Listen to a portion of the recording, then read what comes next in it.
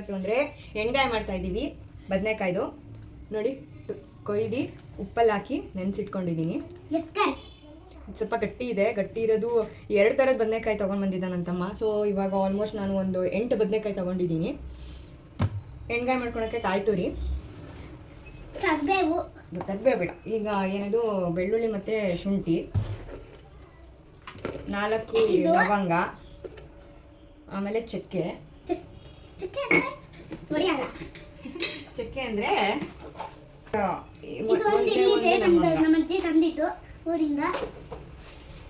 ಆಮೇಲೆ ಖಾರದ ಪುಡಿ, ಸಾಂಬಾರ್ ಪುಡಿ ಇದು ಸಾಂಬಾರ್ ಪುಡಿ. ಆ್ಯಕ್ಚುಲಿ ನಾನು ಡೈರೆಕ್ಟ್ ಇದು ಸಾಂಬಾರಿಗೆ ಹಾಕೋ ಸಾಂಬಾರ್ ಪುಡಿನೇ ಹಾಕ್ತಾ ಇದ್ದೀನಿ, ಯಾಕಂದರೆ ನಾನು ಚಕ್ಕೆ ಲವಂಗ ಎಲ್ಲ ಕಮ್ಮಿ ತೊಗೊಂಡಿರೋದ್ರಿಂದ. ಸ್ವಲ್ಪ ಈರುಳ್ಳಿ, ಕೊತ್ತಂಬರಿ ಸೊಪ್ಪು. ನಾನು ಮೊನ್ನೆ ಅವಾಗಲೇ ಹುಣಸೆಹಣ್ಣ ತೊಳೆದಿಟ್ಕೊಂಡಿದ್ದೀನಿ. ನಾನು ಅವತ್ತೇ ಹೇಳಿದೆ ನಾನು ಟೊಮೊಟೊ ತಿನ್ನೋದು ಕಂಪ್ಲೀಟ್ಲಿ ಬಿಟ್ಟಿದ್ದೀನಿ. ನಾನು ಇದು ನನಗೆ ಅಂತ ಮಾಡ್ಕೊಂಡು ಒಬ್ಬ ಸರಿನಾ. ಸೊ ಇದನ್ನ ರುಬ್ಕೊಳ್ಳೋಣ.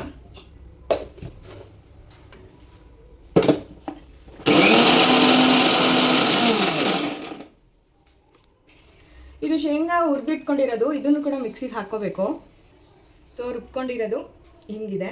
ಸೊ ಖಾರದ ಪುಡಿ ಸ್ವಲ್ಪ ಕಮ್ಮಿನೇ ಹಾಕಿದ್ದೀನಿ. ಹಾಗಾಗಿ ಒಂದು ಕುಕ್ಕರ್ ಕಾಯಕ್ಕೆ ಇಟ್ಕೊಂಡಿದ್ದೀನಿ. ಇದಕ್ಕೆ ಸ್ವಲ್ಪ ತುಪ್ಪ ಎಣ್ಣೆ 2 ಹಾಕ್ಕೊಂಡಿರ್ತೀನಿ.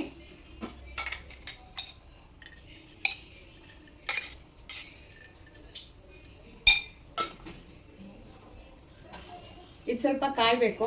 ಈ ಎಣ್ಣೆ ಕಾದ್ಮೇಲೆ ಇದನ್ನ ಡೈರೆಕ್ಟಾಗಿ ಮಸಾಲೆಗೆ ಹಾಕೋಬೇಕು. ಇದಕ್ಕೆ ಸ್ವಲ್ಪ ಉಪ್ಪು ಹಾಕೋಣ.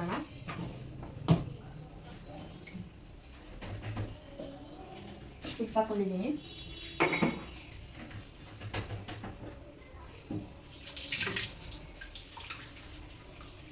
ಎಣ್ಣೆ ಕಾದ್ಮೇಲೆ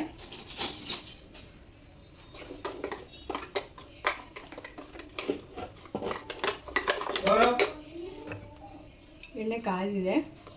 ಡೈರೆಕ್ಟ್ ಎಣ್ಣೆನೆ ಈ ಥರ ಮಸಾಲೆಗೆ ಹಾಕೊಬೇಕು.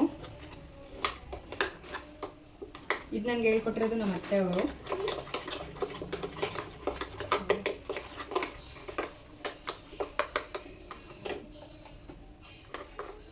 ಇದನ್ನು ಇವಾಗ ಒಂದೊಂದಾಗೆ, ಬಿಸಿ ಇಲ್ಲ ಹಾಗಾಗಿ ಡೈರೆಕ್ಟಾಗಿ ಕೈಯಲ್ಲೇ ತುಂಬ್ತಾ ಇದ್ದೀನಿ.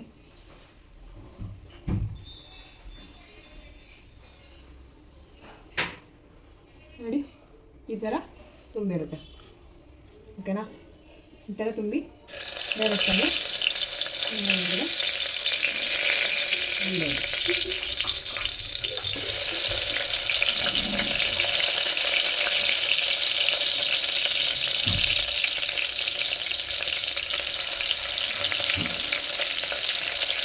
ತುಂಬ ಗಟ್ಟಿ ಇದೆ ಇದು ಬದನೆಕಾಯಿ. ತಿನ್ನಕ್ಕೆ ಬಂದಿಲ್ಲ ನನಗೆ, ಹಂಗೆ ಕೋಟ್ ಮಾಡಿದ್ದೀನಿ. ನಾನು ಕುಕ್ಕರಲ್ಲಿ ಮಾಡ್ತಾಯಿದ್ದೀನಿ. ಬೇಕಿರೋರು ಓಪನ್ ವೆಜಲ್ಲೆಲ್ಲ ಮಾಡ್ಬೋದು.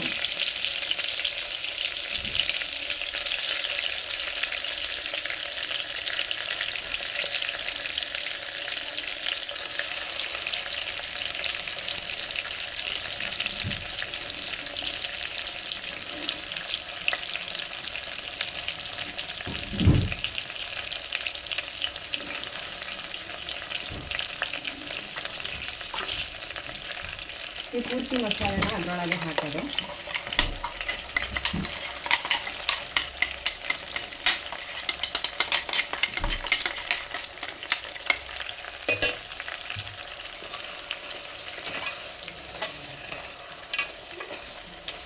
ಸ್ವಲ್ಪ ಸ್ವಲ್ಪ ಕಲರ್ ಚೇಂಜ್ ಆಗ್ತಾ ಇದೆ, ಘಮ ಘಮ ಅಂತ ಇದೆ. ಇದು ಮಧ್ಯಾಹ್ನದ ಅಡುಗೆಗೆ ಮಾಡ್ತಾ ಇರೋದು.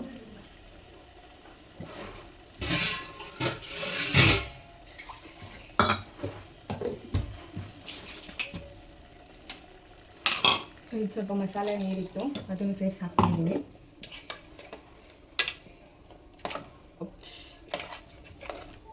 ಜೋರ ತೆಗಿಯೋದ್ರಿಂದ ಹೀಗಾಯಿತು. ಯಾವ್ದಾರ ಹೋಗಿ ಬಂದ ನೀನು ವಾಶ್ರೂಮ್ಗೆ? ಆಯ್ತು, ಹೋಗ್ಬಾ, ಒಳ್ಳೇದು. ಸರಿನಾ? ಸ್ವಲ್ಪ ಹೈಯರ್ ಫ್ಲೇಮಲ್ಲಿ ಇಡ್ತಾ ಇದ್ದೀನಿ ಇವಾಗ. ಇಷ್ಟೋ ತನಕನೂ ಲೋವರ್ ಫ್ಲೇಮಲ್ಲಿ ಅಡುಗೆ ಮಾಡಬೇಕು, ಯಾಕೆಂದರೆ ಇದಿಲ್ಲ ಅಂದರೆ ಸೀದ್ ಬಿಡುತ್ತೆ. ತಳ ಹತ್ಬಿಟ್ರೆ ಮತ್ತು ಇದು ಟೇಸ್ಟ್ ಚೆನ್ನಾಗಿರಲ್ಲ.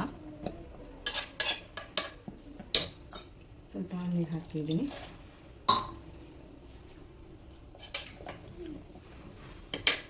ಸ್ವಲ್ಪ ನನಗೇನೋ ಉಪ್ಪು ಬೇಕು ಅನ್ನಿಸ್ತಾ ಇದೆ. ಸ್ವಲ್ಪ ಉಪ್ಪು ಹಾಕ್ಕೊತಾ ಇದ್ದೀನಿ ಮೇಲೆ.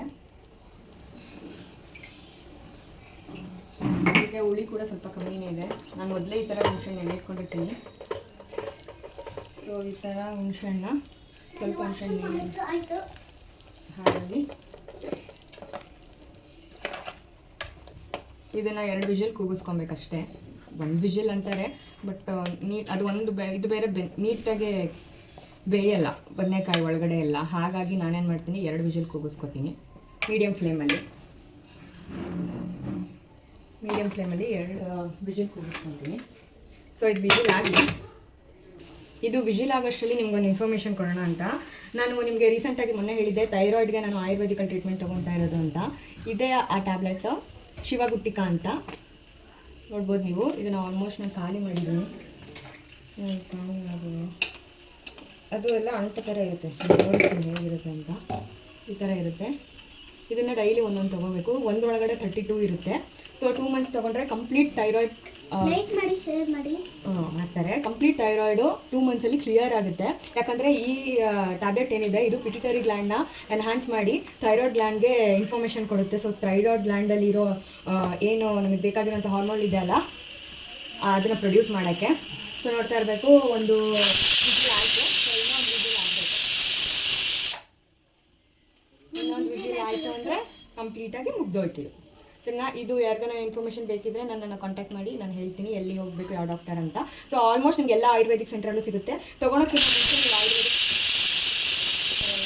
ನೀವು ತೊಗೊಳಕ್ಕಿಂತ ಮುಂಚೆ ನೀವು ಒಂದ್ಸಲಿ ಆಯುರ್ವೇದಿಕ್ ಡಾಕ್ಟರ್ನ ಕನ್ಸಲ್ಟ್ ಮಾಡಿ ತೊಗೊಂಡ್ರೆ, ನಿಮ್ಮದು ಮೆಡಿಕಲ್ ಹಿಸ್ಟ್ರಿ ಎಲ್ಲ ಅವ್ರಿಗೆ ಹೇಳಿದ್ರೆ ನಿಮಗೆ ಅವರು ಒಳ್ಳೆ ಥರ ಸಜೆಸ್ಟ್ ಮಾಡ್ತಾರೆ. ಸೊ ಇವತ್ತಿಂದು ವ್ಲಾಗ್ ಇಷ್ಟ ಆಗಿರುತ್ತೆ. Thank you.